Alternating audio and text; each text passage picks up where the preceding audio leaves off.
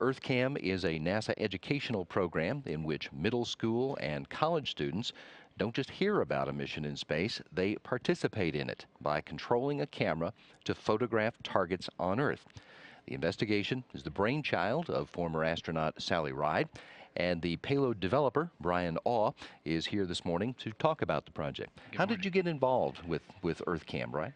I was working at an engineering firm, and one of my supervisors approached me, realizing that I had a background in camera and digital photography, and asked if I would take over the project as a payload developer. It was after a 24-year career in the Air Force, and they fortunately provided me with the school and the engineering skills necessary to take over as the payload developer for EarthKAM. So it's been a nice 11 years. You've been at it for that long. Yes. Now, we have a lot of ways to take pictures of Earth from the space station and from other things that are in orbit. What is it about the EarthKAM that makes this so unique? This is a payload by students for students. The neatest thing about this is the students literally have direct control over the camera on board the ISS. It's not the images are not a result of somebody else's research. These are images that the students have actually targeted via web page tools that UCSD provides, and they get these images down on the ground and then tear them apart and study them. So it's a really neat process, by students for students. Okay. UCSD is University of California at San Diego. Yes. This is where this experiment comes from. Take us through it. How do these students, as you said, do this study and tear it down? Just how let's start with how those students are chosen to participate. They're really not chosen. It's a teacher's election to utilize the EarthKAM program as an aid to classroom studies. We provide an opportunity by having the camera on board and available to the students for the week-long sessions. We typically do this 4 times during the year. And when the teacher elects to use EarthKAM to enhance the classroom activities, some teachers actually have a competition to select the students. Others form the students into teams and have them work towards satisfying a research goal. They give them a project that they have to go search out images that they're able to capture during the mission, and then use those images to back up a thesis statement, if you may, to complete the project. So it's completely dependent upon the teacher. We here at Johnson and at UCSD, California, San Diego, provide the opportunity for the teachers to do this. Once the students are selected, there is background work that they have to do to decide what they want to shoot, if you will. That's correct, yeah. Based on the project that they're assigned, the students can go to the web pages that we provide via the EarthKAM webpage and determine where the ISS is going to be flying overhead and search for targets that will satisfy their research requirement. When they do that, they then submit an image request to the University of California, San Diego in the MOC, the Mission Operations Center that they staff there. We resolve And that's staffed by college students? Correct, undergrad students at the university. They resolve any issues, and within literally all of the schools participating around the world, and then they create what we call a camera control file. That file then comes to us here at Johnson Space Center via assets we have. We uplink that to a laptop that is controlling the camera, and it is a queue of times that tells the camera to take a picture as the space station passes over that point on the Earth.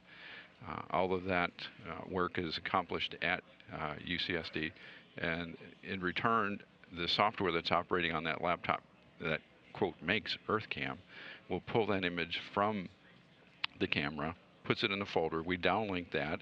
It gets post-processed a bit out at JPL. We've got an individual out there who handles the imagery. We contrast, enhance it, and then we post it to the website so the students can get access to their picture, and then it's open to the general public also. The students, the middle school students, are the ones who come up with the time that gets sent to the camera to say when to take the picture. They have to do a lawful lot of different kinds of study to know what's the right time. Yes, they do. It starts off with a basic understanding of the globe, latitude, longitude, and then they have to reduce the project that the teacher has assigned them into to latitude, longitudes of potential targets. Then they go investigate where the space station is flying, see if they can't image or target specific shots along the orbit track of the ISS. And then they have to understand a little bit about trigonometry and geography in order to pull the whole package together. So yeah, it's a driver for showing real-time involvement into many different disciplines of science and math. It's one thing to do a lot of study ahead of time to be able to predict the right time where the station is going to be. After they send in that request, how real time are the operations? Do things change on them? Oh yes, oh yes. We're in a real world.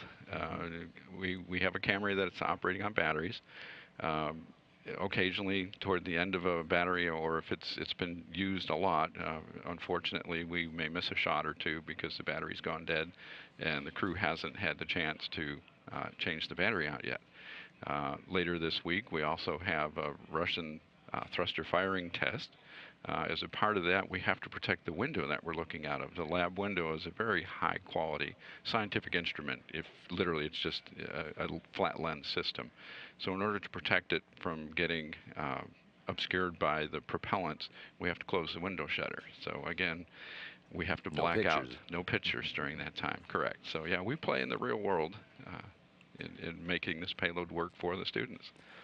The pictures, you said they come down, they're processed, and then they're made available on the internet for everyone. Correct. Yes. Since it's when Sally thought this payload up, she did a tremendous job in making sure that the resource wasn't just confined to a small group. It's available to the general public. And even several researchers actually use EarthKAM images as context photos for more in-depth knowledge in their actual research. How many students have been involved in this for more than 11 years? Over 11 years, we're over 190,000 students.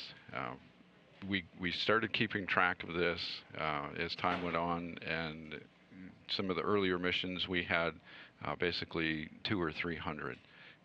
Now we're averaging over 3,000 to 4,000 per week-long mission.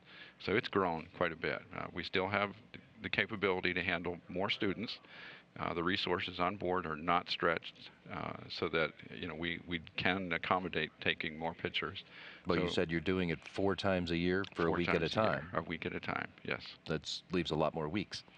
Well, we also have undergrad students out at the university that have to concentrate on their classes also. They volunteer for scholarship money when they work at the EarthKAM Mission Operations Center. So it's not a direct payment, but they can offset their tuition costs somewhat by working the mission. For the middle school students, these students who have participated are from schools all over the world, right? Yes. We've had over 43 countries involved with EarthKAM. Several of them have operated for multiple times. I think the total, by the time you add them up, we're well over 240 some countries that have participated either once or multiple times. Yes. How do you gauge the success?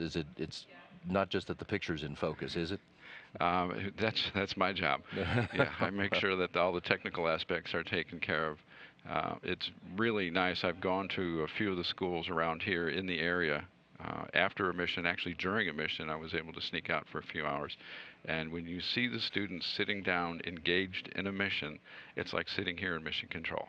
They are into their task at hand, making sure that that image that they're about to request is a valid one, and it's going to provide them a return so that they can benefit through their studies. Yeah, it's neat to see the kids just engaged.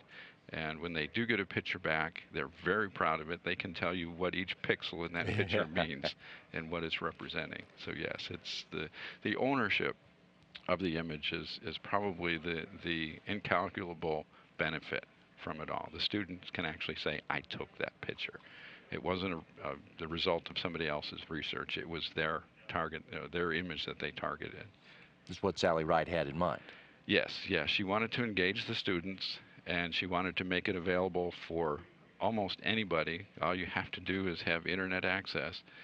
We've got schools that are participating. We call them education groups. We've got schools, we have scouting groups, we have homeschool children that actually participate. So the outreach for using EarthKAM is growing, and we see nothing but getting bigger and better as time goes on. And as you said, anybody can look at the pictures. What's the internet address? There's the internet address is www.earthkam,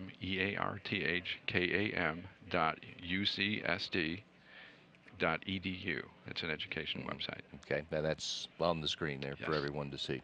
Brian, thanks very much. Enjoyed it. Thank you very much. Brion Au is the payload developer for the EarthKAM investigation, which is currently active on board the International Space Station.